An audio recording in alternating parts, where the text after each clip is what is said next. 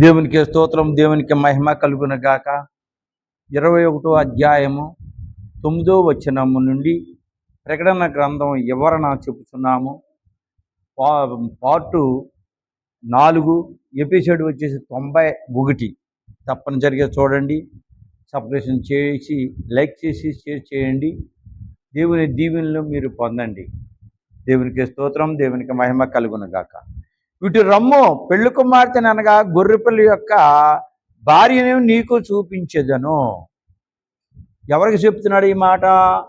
యోహాను గారికి వినబడుతుంది ఈ మాట. నువ్వు ఇటు రమ్ము, పెళ్లి కుమార్తెను అనగా గొర్రెపిల్ల యొక్క భార్యను నీకు చూపించేదను. గొర్రెపిల్ల అంటే ఎవరు? యేసు ప్రభు. భార్య అంటే ఎవరు? వధువు సంఘము. వధువు సంఘం అంటే ఎవరు? మనమే. ఒకటి, పరలోకంలో నూతన యెరూషలేము ఉన్నది. పరలోకంలోని కొత్త యెరూషలేము ఉన్నది. యెరూషలేములో మొత్తం 3 యెరూషలేములు. ఒకటి భూమి మీద ఉన్న యెరూషలేము, మధ్యాకాశంలో కట్టబోయే యెరూషలేము, పరలోకంలో ఉన్న యెరూషలేము. 2, పరలోకంలో పెళ్లి కుమార్తె ఉన్నది. పరలోకంలో పెళ్లి కుమార్తె ఉన్నది సిద్ధంగా. 3, పరలోకంలో గొర్రెపిల్ల యొక్క భార్య ఉన్నది. పెళ్లి కుమార్తె అన్న, గొర్రెపిల్ల అన్న, గొర్రెపిల్ల భార్య అన్న, రెండైనా ఏదైనా ఒకటి. నూతన యెరూషలేము అనగా పెళ్లి కుమార్తె సంఘము. నూతన యెరూషలేము అంటే పెళ్లి కుమార్తె సంఘము. పెళ్లి కుమార్తె అంటే స్త్రీయే కాదు, పురుషుడు తర్వాత స్త్రీ కలిసి కూడా పెళ్లి కుమార్తె, వధువు సంఘమే. పెళ్లి కుమార్తె అనగా గొర్రెపిల్ల యొక్క భార్య. పెళ్లి కుమార్తె అంటే గొర్రెపిల్ల, గొర్రెపిల్ల అంటే యేసు ప్రభు. నూతన యెరూషలేము అనగా వధువు సంఘము. నూతన యెరూషలేము అంటే వధువు సంఘము. ఈ వధువు సంఘం అన్న పేరు రెబ్బెక్కకు వచ్చింది. రెబ్బెక్కగా ఆ రోజున మరి 120 కొండలు నూతిలోకి తిరిగి 6-7 నిలువలు తిరిగి తీసుకొచ్చి అందరికి నీళ్లు పోసిన రెబ్బెక్కకి వచ్చింది ఆ బిరుదు. ఆ బిరుదు పెళ్లి కుమార్తెకే రావాలి. వధువు సంఘం అనగా దేవుని యొక్క మిక్కిలి ఉన్నతమైన స్థలము వద్ద ఉండబోయే భక్తులు. ముఖ్యంగా పెళ్లి కుమార్తె అనగా వధువు సంఘం అనగా ముఖ్యమైన భక్తులు. అంటే చెత్తంతా వేరేసి నేను భక్తురాలే బాప్తిసం తీసుకున్న వాళ్ళు కాదు. ఇక్కడ బాప్తిసం తీసుకున్నా కూడా కొన్ని అర్హతలు ఉండాలి. ఆ అర్హతలు ఉన్న వాళ్ళకే పెళ్లి కుమార్తె. సహాయము వీరు మోక్షలోకంలో దేవుని సింహాసనం వద్ద ఉందురు. దేవునికి స్తోత్రం, దేవునికి మహిమ కలుగును గాక. చాలా మంచి పెళ్లి కుమార్తె అంటే చాలా ఘనమైనది, విలువైన వాళ్ళు. 1000 మందికి బోధ చేశాను, లేకుంటే 2000 మందికి బోధ చేశాను, 1,00,000 మందికి బోధ చేశాను అంటే అది పెళ్లి కుమార్తెలో లేదు. పెళ్లి కుమార్తె వరుసకి వెళ్ళాలంటే దేవునితో రాయిబారితనం ఉండాలి. అలా ఉన్నప్పుడే ఇది కుదురుతుంది. అంతేగాని ఎదుటి సంఘం ఏమో 100 మంది ఉన్నారు, నా దగ్గర 2000 మంది ఉన్నారు అని అంటే అందులోని చేర్చబడరు అని బైబిల్ గ్రంథం స్పష్టంగా చెప్తుంది. శిష్యుడైన యోహాను ఖైదీగా పద్మాస లోకంలో లంకలో ఆత్మవశుడైన ప్రార్థనలో ఉండెను. దేవుని శిష్యుడు యోహాను గారు. పద్మాస లంక అంటే సముద్రము మధ్యలో ఉన్న ఒక దివి. ఆ లంకలో పద్మాస వరసుడై దేవుడు ప్రార్థనలో ఉండెను. భూలోకం మీద ఉన్నంత వరకు కూడా ప్రకటన గ్రంథం రాయమంటే యేసు ప్రభు నాకు పని ఉందే, ఆగు, ఒక మనిషిని మార్చాలని వెళ్ళిపోతూ ఉండేవారు. ఇప్పుడు డమాటక చక్రవర్తి మహారాజు ఏం చేసేసాడంటే తను పట్టుకొని తీసుకెళ్ళి ఆ దివిలో పెట్టేసి అక్కడ జైలు కట్టేసి జైల్లో ఉంచేశాడు. ఇప్పుడు చిక్కేశాడు. దేవుడు డమాటక చక్రవర్తి మహారాజుని, రాజా నువ్వు చేసిన పని మంచిగా చేసావు, అసలు కథ ఇప్పుడు నడిపిస్తానని చెప్పేసి యోహాను గారు ఆత్మని తీసుకొని వెళ్ళిపోయి ప్రకటన గ్రంథం రాయటం మొదలుపెట్టారు. కనిపెట్టు మొదటలో ఉండెను, కనిపెట్టు మెట్టులో ఉండెను. ఏమి కనిపెడతాం? పరలోకంలోను భూలోకంలోని ఈ ఎలా ఉన్నాయి ఏమిటి అని ఆత్మ ద్వారా కనిపెడతాం మొదలుపెట్టారు యోహాను గారు. ఇక్కడ పద్మాస లంకలో ఒక గదిలో ఉండి ఇప్పుడు ఇతన్నే పరలోకానికి తీసుకెళ్ళిపోయాడు దేవుడు. యోహాను శరీర వశముతో లేదు, ఇప్పుడు ఈ పరలోకానికి ఎలా వెళ్ళాడు? శరీరంతో వెళ్ళలేదు, ఆత్మతో వెళ్ళాడు. ఇవన్నీ చూస్తున్నాడు. దానినే పరవశము అందురు, పరవశ ప్రార్థన.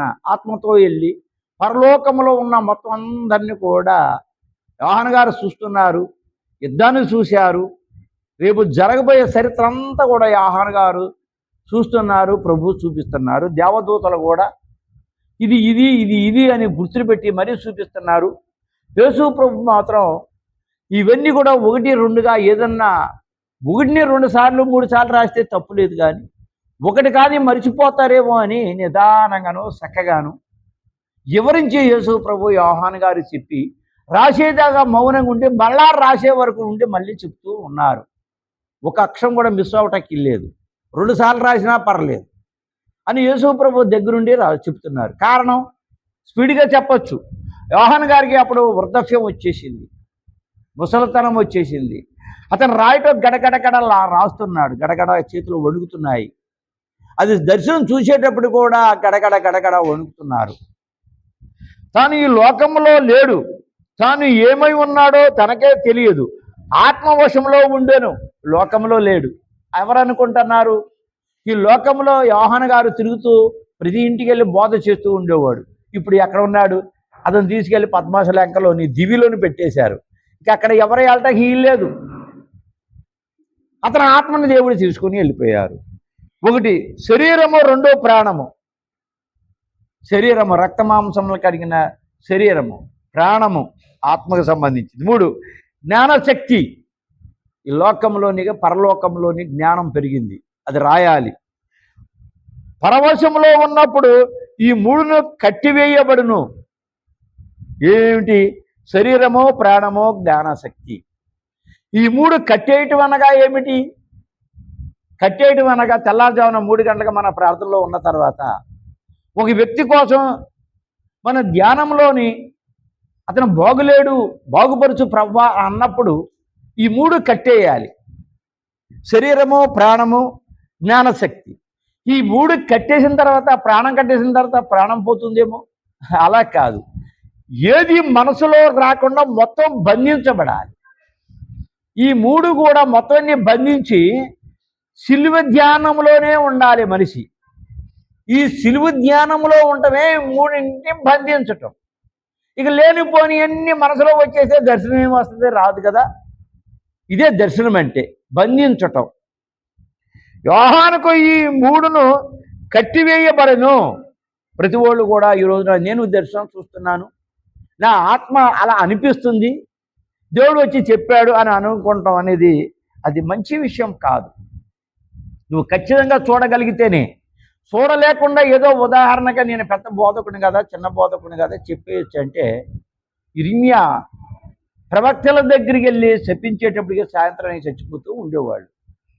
ఈ దర్శనం వరాన్ని మనం పొంది దేవునితోనే మనం నిదర్శన శక్తి కావాలంటే అది చిన్న విషయం కాదు. నేనైతే దాదాపు 5 సంవత్సరాల దాకా జ్ఞానంలోనే తెల్లారుజామున 3 గంటల నుంచి 5 గంటల దాకా ఉన్నాను. అందుకు ఆ శక్తిని నాకు దేవుడు అనుగ్రహించాడు. దేవునికి స్తోత్రం. మీరు నమ్మారనుకో ధన్యులు, మీరు నమ్మలేకపోతే నేను చేసేది ఏమీ లేదు. ఒకవేళ ఇలా నేను చెప్పానని మీకు దేవునితో రాయబడతనం ఉంటే ఫలానా వ్యక్తి ఇలా అంటున్నాడు, అతనే ప్రకటన గ్రంథం బోధిస్తున్నాడు, నిజమా అబద్ధమా అని మీరు తెలుసుకోవాలి. కానీ ఈ లోకంలో పాయింట్లు మాత్రం చేయకండి దయచేసి. కనబడిను రమ్ము అని పిలుపు రాగానే యోహాను ఆత్మ ఆ స్వరమును వినిను. యోహాను గారు రా అని స్వరం దాకా విన్నాడు. యోహాను గారు విన్నారు. గొర్రెపిల్ల యొక్క భార్యను చూపించదను, రా అక్కడి నుంచి లేచి వచ్చాయి. ఈ గొర్రెపిల్ల యొక్క భార్యను చూపిస్తాను. ఎవరు? వధువు సంఘం, పెళ్లి కుమార్తె. ఈ వధువు సంఘం, పెళ్లి కుమార్తె అన్నది ఇప్పుడు చాలాసార్లు ఉదాహరించబడింది. నేను చాలా తక్కువ తీసుకుని ఉదాహరించబడ్డాను, లేకుంటే ఇంకా ఎక్కువ ఉంది. అది ఇంపార్టెంట్ అయిన విషయం. ఎర్ర సముద్రాన్ని మోసే కాలంలో ఏ రూపుడిగా అయితే దేవుడు చీల్చాడో, దానికి సంవత్సరానికి 40 రోజులు ఏ రూపుడిగా అయితే చెప్పుకుంటున్నామో, దానికంటా విలువైనది వధువు సంఘము, పెళ్లి కుమార్తె సంఘం. పెళ్లి కుమార్తె అన్నీ మరిచి దేవుని యందు నిరీక్షణ కలిగి పెళ్లి కుమార్తె అనగా దేవుని దగ్గర తర్వాత స్థానము, యేసు ప్రభు దగ్గర తర్వాత స్థానము పెళ్లి కుమార్తెదే. ఎందుకంటే యేసు ప్రభుకి భారీగా ఉండాలి గనక అను మాట అప్పుడు వినవచ్చాను. ప్రకటన గ్రంథం 21వ అధ్యాయము 10వ వచనం. ఆత్మవచుడై ఉన్న నన్ను ఎత్తైన గొప్ప పర్వతమునకు మీదకు కొనిపోయాను. ఆత్మతో ఉన్న యేసయ్యను ఆ పరలోకం నుంచి మళ్ళీ పద్మాస లోకం నుంచి వెళ్ళినప్పుడు ఎత్తైన పర్వతం అంటే అక్కడ మేఘాలు కూడా అందులో కింద నుంచి వెళ్ళిపోతూ ఉంటాయి. అలా ఎత్తైన పర్వతం దగ్గరికి తీసుకెళ్ళి అక్కడ నుంచోమని చెప్పేసి యోహాను గారిని నుంచోపెట్టారు. యెరూషలేము పరిశుద్ధ పట్టణము దేవుని మహిమ గలది దిగువచ్చుట చూపించాను. యెరూషలేము పరిశుద్ధ పట్టణము దేవుని మహిమ గలది దిగువచ్చుట చూపించాను. ఇప్పుడు రాకడ వచ్చిన తర్వాత ఇక్కడి నుంచి వెళ్ళినప్పుడు మహిమ రూపంగా లేదు. ఇప్పుడు 7 సంవత్సరాలు వెళ్ళిపోయిన తర్వాత, అడుగుపెట్టిన తర్వాత, కొత్త యెరూషలేము వెళ్ళిన తర్వాత, వధువు సంఘము వెళ్ళి యేసు ప్రభుతో వివాహం అయిన తర్వాత అక్కడ 7 సంవత్సరములు బోధ, దానికి వెనకాల ఎపిసోడ్లని వివరంగా చెప్పాను. కాపురముండునని కూడా ఉంది 21లో, అది కూడా వెనకాల ఎపిసోడ్లో కూడా చెప్పాను. కాపురం అంటే ఏమిటి? యేసు ప్రభు ఈ పాత పుస్తకాలు మొత్తం అన్ని తీసి పక్కన పెట్టి కొత్తగా బోధ చెప్పినప్పుడు బోధ వినేవాళ్లే కాపురము, దేవుని మాట విన్నవాళ్లే కాపురము, అంతేగాని శరీర రూపంగా కాపురం కానే కాదు. దీని మనం కొంతమంది ఏమంటారంటే, కాపురం ఉంటాడట, మంచి వయసులో ఉన్న వాళ్ళ అమ్మాయిలతోనే సంసారం చేస్తాడంట. వద్దు, మీ దేవుణ్ణి మీరు పూజించుకోండి, అంతేగాని విమర్శించే శాపానికి గురి అవ్వకండి. దేవుని ఉగ్రత దగ్గరికి వచ్చేసింది, ఎవరు చెప్పినా ఆగే పొజిషన్ లేదు. ఎత్తైన పర్వతం మీదకి రమ్మని పిలిచాను. యోహాను గారు చూసి ఆత్మరూపంగా చూసి వచ్చేసి శరీరంతో రాయాలి. ఆత్మరూపంగా రాసింది కాదు, ఆత్మరూపంగా చూసి శరీరం రాయాలి. అంటే దీన్ని వివరంగా చెప్పాలంటే, మన కలలో చూసిన తర్వాత అన్నీ గుర్తుంటాయి కదా, ఆ కలలో వచ్చిన తర్వాత కూర్చొని రాయటం. ఈ కొండ పరలోకంలో ఉన్న సీనాయి కొండ, ఎత్తైన కొండ, అన్ని కొండల మీద ఎత్తైన కొండ. ఈ వాక్యమును బట్టి పరలోకములో కొండలు ఉండునని తెలుసుకొనుచున్నాము. కొండలు ఉన్నాయి, మేఘాలు కింద నుంచి కూడా వెళ్ళిపోతాయి, కొండ అంత ఎత్తుగా ఉంటుంది. అలాగే భద్రాచలం నుంచి సీలేరు వెళ్ళేటప్పుడు కూడా ఎత్తు కొండలు, మేఘాలు కింద నుంచి ఉంటాయి. ఆ ఎత్తు కొండ మీద ఉన్నారు, సేనా కొండ మీద యోహాను గారు.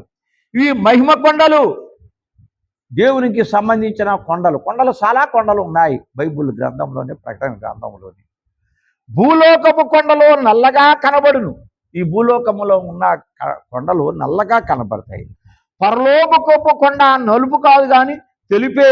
పరలోకములో కూడా కొండలు ఉన్నాయి. ఆ కొండలు తెలుపు, మంచుతో కూడుకున్న, ఎంత తెల్లగా ఉంటాయో, పరిశుద్ధాత్మతో కూడుకున్న తెలుపుతో సంబంధించిన పరలోకపు కొండలు. మనము నది ఒడ్డున ఉన్నప్పుడు ఓడలో నీరు తెల్లగా నుండును. నది ఒడ్డున ఉన్నప్పుడు ఆ నీరు తెల్లగా కనబడుతుంది మనకి. లోతుగా వెళ్ళినప్పుడు ఆ నీరు నల్లగా కనబడును. సముద్రంలో నీరు తీసి ఎలాగంటే తెల్లగా కనబడుతుంది, కానీ దూరం నుంచి లోనికి చూస్తే అంత నల్లగా కనబడుతుంది. ఈ తేడాలు ఉన్నాయి. ఇక్కడ నలుపు అనగా తెలుపు అని అర్థం ఇచ్చుచున్నది, అక్కడ మాత్రం తేడా కనబడుతుంది. నలుపు అనగా శాతానికే సాదృశ్యం, కానీ నీళ్ళగాడికి వచ్చేటప్పటికే పరిశుద్ధాత్మకే సాదృశ్యం. నలుపల్ల పోయి తెలుపు వచ్చేస్తుంది కనుక ఇది పరిశుద్ధాత్మకే సాదృశ్యంగా కనబడుతున్నది. అలాగే పరలోకమందున్న ఆ కొండ తెల్లగా ఉండును. పరలోకంలో ఉన్న కొండ తెల్లగా ఉంటుంది. యోహాను గారు ఆ కొండ మీదకు ఎక్కి వెళ్ళినాడు. పరలోకములో ఉన్న కొండ మీద కూడా ఎక్కి వెళ్ళినారు అనగా మహిమలో అంతస్తులో ఎదిగినాడని తెలియచున్నది. ఆ కొండ ఎక్కాలంటే మహిమ అంతస్తు కావాలి. ఆ మహిమ అంతస్తు పరలోకంలో వెళ్ళినప్పుడు ఎవరు సంపాదించుకోవడానికి 5 పైసలు కూడా సంపాదించుకోలేరు. ఏది సంపాదించుకోవాలన్నా భూమి మీదే సంపాదించుకోవాలి. క్షణం తీరిక లేకుండా దేవుడు చెప్పిన వాతావరణాన్ని మనం నడవాలి. అన్నిటికంటే విలువైనది ఎడతెగకుండా ప్రార్థన చేయమని. మనం ఇక్కడ కూడా రాసి ఉన్నాము. ఎడతెగకుండా అంటే రాత్రులు పగలు కంటిన్యూగా చెయ్యాలి. కానీ అంత మాత్రం మనం చేయలేము. కానీ దేవుని బిడలారా, మనకు సమయం దొరికినప్పుడు తప్పనిసరిగా చేయాలి, బైబిల్ చదవాలి. తర్వాత ఎక్కువజామున 3 గంటలకు మాత్రం కంపల్సరిగా ప్రార్థన. అది చాలా విలువైన ప్రార్థన. ప్రభువే మన దగ్గరికి వచ్చి మన ప్రార్థన వింటారు. అందుకని పరమగీతంలోని పరలోకములో నుండి అమృతాధారలు కురుస్తాయి ఆ సమయాన అంటారు. ప్రపంచానికి అందరికీ నేను చెప్తున్నాను, ఆ ప్రార్థన మీరు చెయ్యండి, దేవుణ్ణి అడగండి, దీవెనలు పొందండి. 1 శరీరము, 2 లోకము, 3 సాతాను. యోహాను జయించాను. ఈ లోకంలోనే శరీరాన్ని జయించాడు. మన శరీరాన్ని మనం జయించాలంటే అది చాలా కష్టతరమైన విషయం. శరీరం అన్నీ అడుగుద్ది, 1 కాదు 2 కాదు, సమస్తాన్ని అడిగిద్ది. ఈ శరీరానికి కావలసినంత ఇస్తే కోట్లు కూడా చాలు. అందుకని శరీరాన్ని జయించాడు యోహాను గారు. మనం కూడా ఆ శరీరాన్ని జయించాలి. 2 లోకమును జయించాను. ఈ లోకము మంద కాదు, యేసు ప్రభుది కాదు, యెహోవా తండ్రిది కాదు. తండ్రి తయారు చేసింది తండ్రే, కానీ స్వాధీనం చేసుకున్నాడు సాతాను.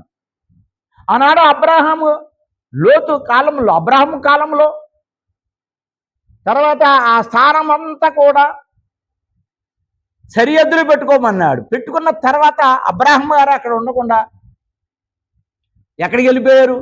ఐగుప్తు వెళ్ళిపోయారు. ఎందుకు? కరువు వచ్చిందని. కొన్ని సంవత్సరాలు అక్కడ ఉండేటప్పటికి ఈ స్థలం అంతా ఖాళీ ఉందని ఏరే వాడు వచ్చేసి ఆక్రమించుకున్నారు. అది వివరాల పేరుతో సహా చెప్పాను, వెనకాల ఎపిసోడ్లో ఉంది, చూడండి. అప్పుడు వాళ్ళని ఎళ్ళ పట్టాలంటే ఏం చేయగలగాలి? యుద్ధం చేయాలి. అబ్రహాం గారు అప్పుడు యుద్ధం చేసి వాళ్ళని ఎళ్ళగొట్టి అబ్రహాం గారు స్వాధీనం చేసుకున్నారు. అలాగే యెహోవా తండ్రి 6 రోజులు కష్టపడి నోటి మాటతోని ఊపిరితోని ఈ భూమిని తయారు చేసి ఈ భూమి నాదంటున్నాడు సాతాను గాడు వచ్చి, దురాత్మ వచ్చి. ఈయన్ని ఎల్లగట్టాలంటే ఏం చేయాలి? యుద్ధం జరగాలి. యుద్ధం జరగాలంటే ఆరోపణ దీని కాడ యుద్ధాన్ని స్టార్ట్ చేశాడు యేసు ప్రభు గారు. ఇదిగో రాకడ అయిపోయిన తర్వాత 7 సంవత్సరాలు వచ్చిన తర్వాత ఆ 7 సంవత్సరాలు ఏమో అక్కడ మనం ఉంటాము, కింద యుద్ధం జరుగుతూనే ఉంటుంది. ఆ యుద్ధం కోసం కూడా వివరంగా చెప్పే ఉన్నాను. అలాగే యుద్ధం చేసి మళ్ళీ తీసుకోవాలి తండ్రి. 3 సాతాను యోహాను జయించాను. సాతాను యోహాను జయించాను. యేసు ప్రభు ముందు జయించాడు. అదే బాటలో యోహాను గారు కూడా జయించాడు. ఈ రోజున ఈ ప్రకటన గ్రంథాన్ని చెప్పడానికి వీలు లేదు.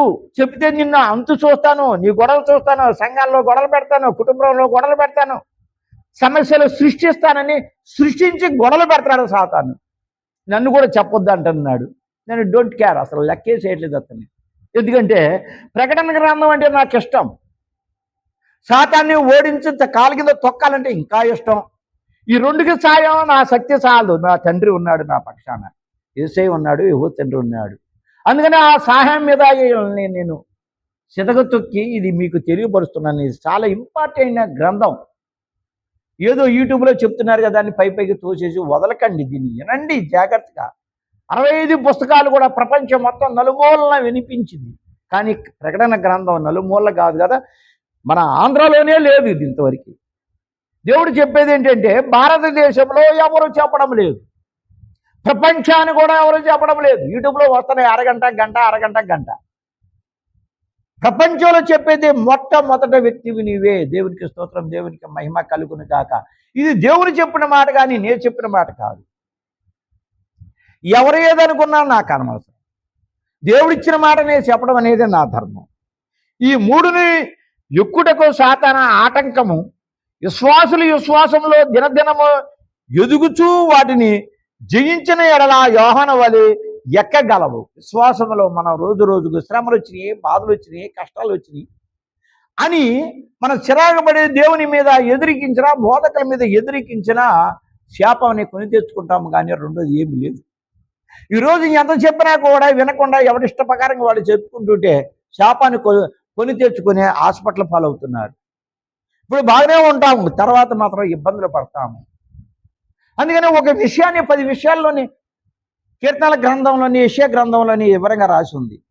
దేవుడు 10 8 చేసినప్పుడు 2 ఎందుకు చేయడు? ఆ 2 కోసం చేయలేదని నువ్వు దేవుడిని వదిలేస్తే నువ్వు ఎదురుకెళ్ళిపోతావు. మళ్ళీ అర్థం చేసుకోండి. 21వ అధ్యాయము 12వ వచనం. ఆ పట్టణములకు ఎత్తైన గొప్ప ప్రకారము 12 గుమ్మములు. ఆ పట్టణములకు ఎత్తైన గొప్ప ప్రకారము 12 గుమ్మములు అంటే 4 మూళ్ళు 12. ఈ 12 కూడా కొత్త నిబంధన ప్రవక్తలు, శిష్యులు. ఇందులో ఒక అతను యోధా లేడు, అతను శిక్ష పొంది మరణించాడు. మత్తయి ఎన్నికతో, సీట్ల ఎన్నికతో గెలవబడిన వాడితో కలిసి 12 పూర్తి అయిపోయింది. 4 మూళ్ళు 12. ఈ ప్రతి గుమ్మాన్ని కూడా వజ్రవైడూరాలతో చెక్కబడి ఉంది. 12 రంగులు ఒక్కొక్క రాయికి. ఆ రాయి వెలుగులోని పెళ్లి కుమార్తె చక్కగా తిరుగుద్ది. ఈ లోకానికి దానికి అసలు సంబంధం ఉండదు. అంత అందమైన లోకంలోని వెలుగులోని తిరుగుద్ది పెళ్లి కుమార్తె. మీద వ్రాయబడి ఉన్నది, వాళ్ళు గోత్రాల పేర్లు కూడా రాయి ఈ వజ్రాలతో చెక్కబడి ఉన్నది. యోహాను భూమి మీద నుండి ఎక్కిపోయాను, అందులోకి ఎక్కిపోయే చూస్తున్నారు యోహాను గారు. పిల్లర్స్లో పాత నిబంధన కర్తలు, వాళ్ళు కూడా వజ్రవైడూరులతో చెక్కబడ్డాయి. అప్పుడు దేవుని వద్ద నుండి పరిశుద్ధ పట్టణం దిగు వచ్చడం చూచి తిని. పరిశుద్ధ పట్టణం ఎవరు? ఈ పరిశుద్ధ పట్టణం వధువు సంఘం. పైకి వెళ్ళేటప్పుడు కొద్ది శ్వాసంతోనే వెళ్ళారు. పైకి వెళ్ళినప్పుడు 7 సంవత్సరాలు దేవుని బోధ పూర్తిగా విన్న తర్వాత భూమి మీదకు వచ్చే లోపల యేసు ప్రభు భూమి మీద రావటం, యుద్ధం చేయటం, అంతక్రీస్తుని అబద్ధ ప్రవక్తని తీసుకెళ్లి అగ్నిగుండంలో పడేయటం, సాతాన్ని తీసుకెళ్లి మట్టులేని గొయ్యలో పాతాళలో పడేయటం, దానికి తాళం వేసేయటం క్లియర్ అయిపోతుంది. ఈ క్లియర్ అయిపోయిన తర్వాత వధువు సంఘం కిందకు వచ్చేసి అడుగు పెడతంలోనే ఈ భూమి పరలోకం కింద మారిపోయింది. ఇది చాలాసార్లు ఎనగాల ఎపిసోడ్లు నేను చెప్పాను. 1 దేవుని ఆజ్ఞలను నెరవేర్చుటకు సీనాయి కొండ, 2 శ్రమలు అనుభవించుటకు కల్వరి కొండ. ఈ కల్వరి కొండ అంటే ఏమిటి? ఇది యేసు ప్రభుని సిలువేసిన కొండ. తర్వాత సీనాయి కొండ అంటే ప్రజలకి న్యాయాన్ని పరిపాలించమని 10 ఆజ్ఞలు దేవుని దగ్గర తీసుకొని ప్రజలకి పంచి పెంచిన కొండ. ఈ 2 కొండలు. 3 బోధ వినుటకు ఓలియకొండ, బోధ వినుటకు ఓలియకొండ. 4 మహిమలోనికి వెదుగుటకు మహిమ కొండ కావలెను. ఇది ఎదగాలి. ఎదగటానికి మహిమ కొండ. మహిమ అంటే పరిశుద్ధాత్మతో నింపబడింది గనుక నూతన యెరూషలేము దిగువచ్చుట యోహాను గారు చూశాను. పైకి వెళ్ళిన తర్వాత బోధ విన్న తర్వాత వాళ్ళందరూ కూడా కిందకి రావటం, ఇతను ఎత్తైన కొండ మీద ఉండి చూస్తూ ఉన్నారు. అనగా యోహాను ఇంకా పరలోకమునకు అనగా అత్యున్నత స్థానమునకు ఎక్కి వెళ్ళలేదు. పరలోకానికి వెళ్ళక ముందే ఇవన్నీ యోహాను గారు చూస్తూ ఉన్నారు. పరలోకం నుండి పెళ్లి కుమార్తె దిగు వచ్చి చూడాను. ఇప్పుడు దాకా పెళ్లి కుమార్తె వధువు సంఘం అనుకున్నాం కదా, వాళ్ళు సిద్ధపడిపోయి తాకీదులు తీసుకొని పెళ్లి చేసుకొని దేవునితో వాళ్ళ మాటలు విని భూలోకం మీదకు వచ్చి శక్తితో అడుగు పెడుతున్నారు. ఎప్పుడైతే వధువు సంఘం భూమి మీద అడుగు పెట్టారో ఈ గోపురాలు, ఈ కొండలు, ఈ బండలు, గుళ్ళు, తర్వాత ఇళ్ళు ఏమీ కడకుండా మొత్తం అంతా 1000 ఏళ్ళు పరిపాలించడానికి పరలోకం కింద తయారైపోద్ది ఇదంతా. ఆమె దేవుని మహిమలో దగదగ మెరుగుచుండెను. దగదగ, ఇక్కడ దగదగ అనగా ఇక్కడ ఏముంది? ఇందాక చెప్పాను కదా, కొండల రాళ్ళని వజ్రవైడూరులలో ప్రకటన నిర్గమాకాండంలో ఉందని 12 రంగులతో, ఆ రంగులతోనే దగదగ మెరియుచుండెను ఈ పెళ్లి కుమార్తె.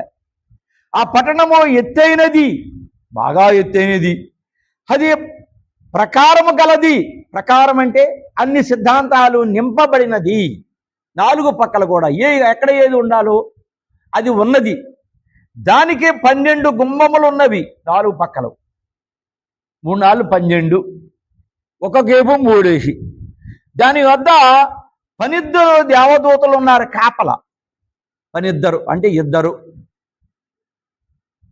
12 అంటే దాదాపు 11 అనుకోవచ్చు. అది 12, 10, 2, 12.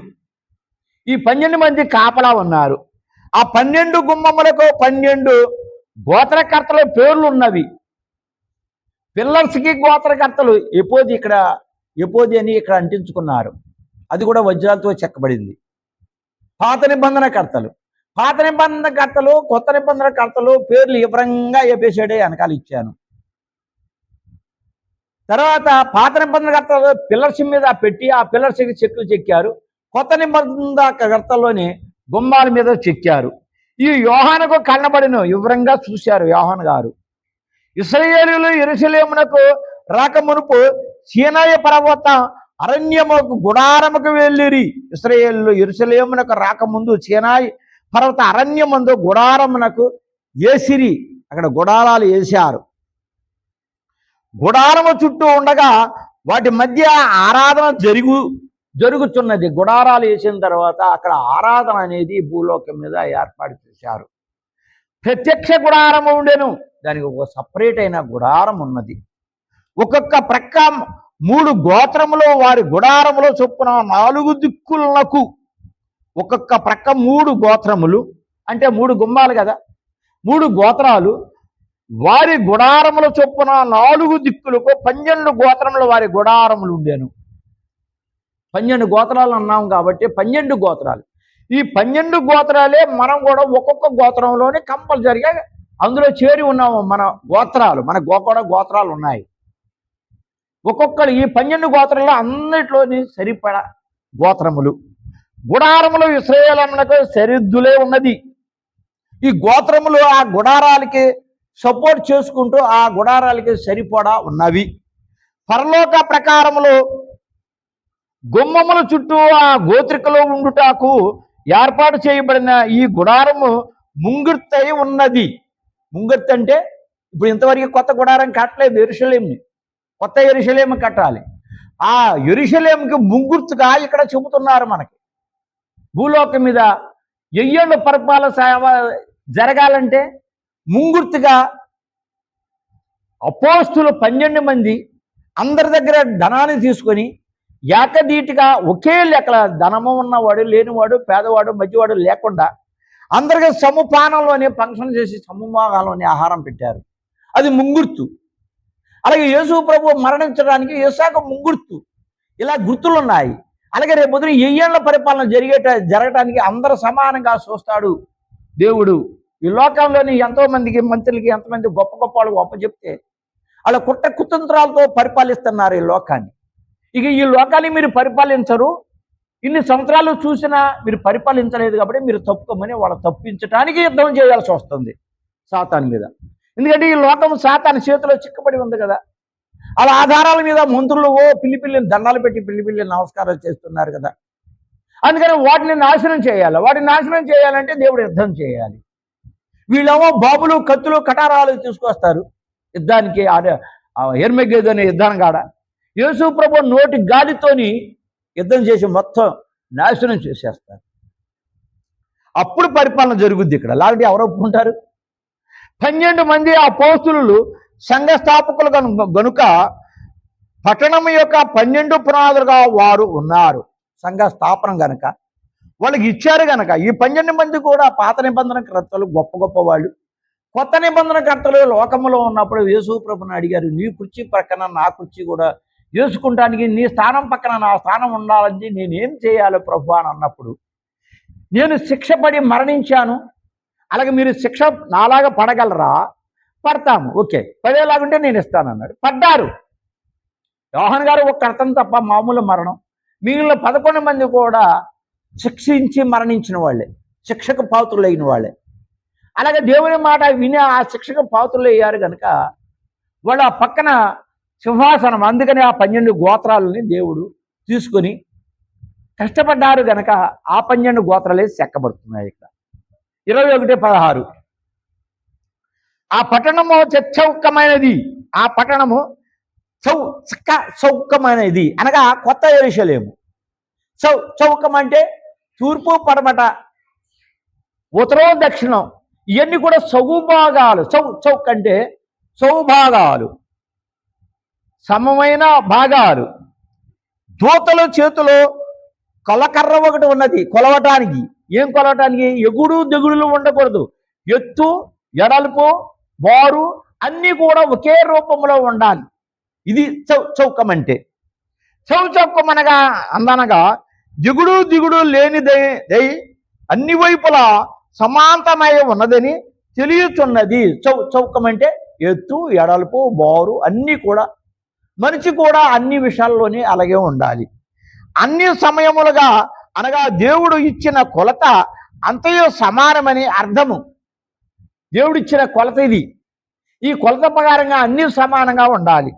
ఆ స్థలము 1500 మైళ్ళ స్థలము. ఆ స్థలమంతా 1500 మైళ్ళ స్థలము ఏర్పాటు చేశారు. ఆ స్థలములను పెళ్లి కుమార్తె పరలోకములో ఆక్రమించుకొని ఉన్నది. ఈ పెళ్లి కుమార్తె ఆ స్థలాన్ని ఆక్రమించుకొని ఉన్నది. ప్రభా, ఆ స్థలాన్ని నాకు చూపించమనగాని నా తల్లి స్థానంలోని తీసుకెళ్ళి ఆ స్థలాలు చూపించారు. ఒక్కరికొక్కరికి 1/2 గజం స్థలాలు ఇచ్చారు. మా అమ్మగారు కూడా అక్కడ ఉన్నారు. ఒక మరి గుడారం ఉంది. ఆ గుడారం నుంచి యేసు ప్రభు మాటలు వెళుతున్నాయి. 7 సంవత్సరాలు కూడా జరిగేది అదే చూపించారు. దాన్ని వివరం చెప్పాలంటే చాలా టైం సరి కావాలి. ఒక మనిషి కూర్చుండుటకు 1/2 గజము చాలును. నేను కళ్ళులారా చూసిన, ఆత్మనే కళ్ళులారా.